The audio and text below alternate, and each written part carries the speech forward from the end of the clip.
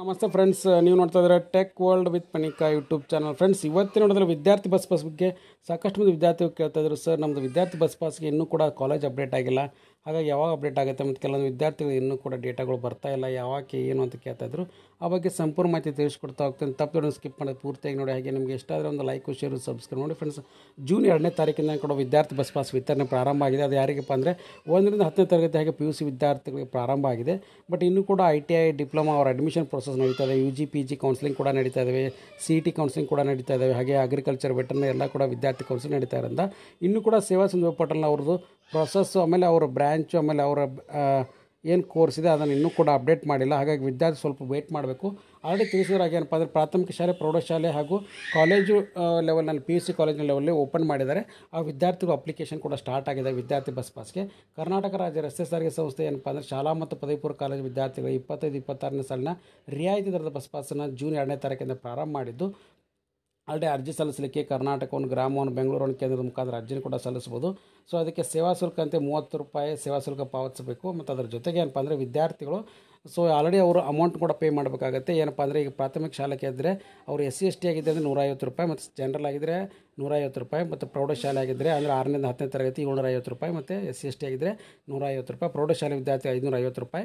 ಮತ್ತು ಅದರ ಜೊತೆಗೆ ಏನಪ್ಪ ಅಂದರೆ ಬಾಲಕಿಯರಿಗೆ ಮತ್ತು SC ST ಆಗಿದ್ರೆ ₹150, ಕಾಲೇಜು PUC ಡಿಪ್ಲೊಮಾ ಇದ್ದರೆ ಅಂದರೆ ₹1050, ಮತ್ತು SC ST ಆಗಿದ್ರೆ ₹150, ITI ವಿದ್ಯಾರ್ಥಿ ₹1310, ಮತ್ತು ಉಳಿದವರಿಗೆ ₹160 ಕೂಡ ಸ್ಟಾರ್ಟ್ ಮಾಡಿದ್ದಾರೆ. ಹಾಗಾಗಿ ವೃತ್ತಿಪರ ಕೋರ್ಸ್ಗಳಿಗೆ ₹1550, ಮತ್ತು SC ST ಆಗಿದ್ರೆ ₹150 ಕೂಡ ಫಿಕ್ಸ್ ಮಾಡಿದ್ದಾರೆ. ಹಾಗಾಗಿ ಎಲ್ಲ ವಿದ್ಯಾರ್ಥಿಗಳು ಏನಪ್ಪ ಅಂದರೆ ಆಲ್ರೆಡಿ ಈಗ ಅರ್ಜಿ ಸಲ್ಲಿಕೆಯನ್ನು ಎಲ್ಲಿ ಮಾಡಬೇಕು ಅಂತ ಕೇಳಿದ್ರು, ನಿಮಗೆ ಸೇವಾ ಸಿಂಧು ಪೋರ್ಟಲ್ನ ಕೂಡ ಅರ್ಜಿ ಸಲ್ಲಿಕೆ ಓಪನ್ ಆಗುತ್ತೆ, ಅಲ್ಲಿ ಕೂಡ ಸಲ್ಲಿಸ್ಬೋದು.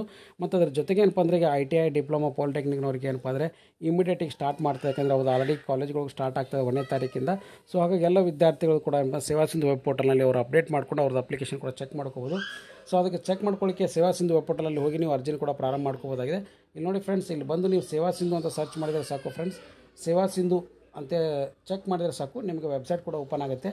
ಆ ವೆಬ್ಸೈಟ್ನಲ್ಲಿ ಕೂಡ ಸ್ಟಾರ್ಟಿಂಗ್ ಪೋರ್ಟಲ್ನಲ್ಲೇ ನಿಮಗೆ ಸೇವಾ ಸಿಂಧು ಪೋರ್ಟಲ್ನಲ್ಲಿ ಏನಪ್ಪ ಅಂದರೆ ಕರ್ನಾಟಕ ರಾಜ್ಯ ರಸ್ತೆ ಸಾರಿಗೆ ಸಂಸ್ಥೆ, ಕಲ್ಯಾಣ ಕರ್ನಾಟಕ ರಸ್ತೆ ಸಾರಿಗೆ ವಿದ್ಯಾರ್ಥಿ ಬಸ್ಗಾಗಿ ಅರ್ಜಿ ಅಂತ ಕೂಡ ಬಂದಿರುತ್ತೆ. ಇಲ್ಲಿ ನೋಡಿ ತೋರಿಸ್ಕೊಡ್ತಾ ಇದ್ದೀನಿ ನಾನು, ವಿದ್ಯಾರ್ಥಿ ಬಸ್ ಪಾಸ್ಗೆ ಅರ್ಜಿ.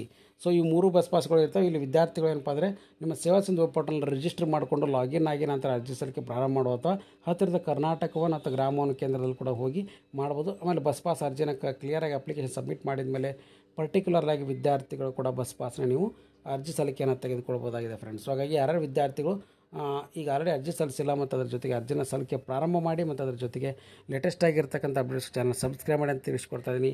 ಸೊ ಹಾಗಾಗಿ ವಿಡಿಯೋ ಮಾಹಿತಿ ಇಷ್ಟ ಆಗಿದ್ರೆ ಒಂದು ಲೈಕ್, ಶೇರು, ಸಬ್ಸ್ಕ್ರೈಬ್ ಮಾಡಿ. And finally thanks for watching the video.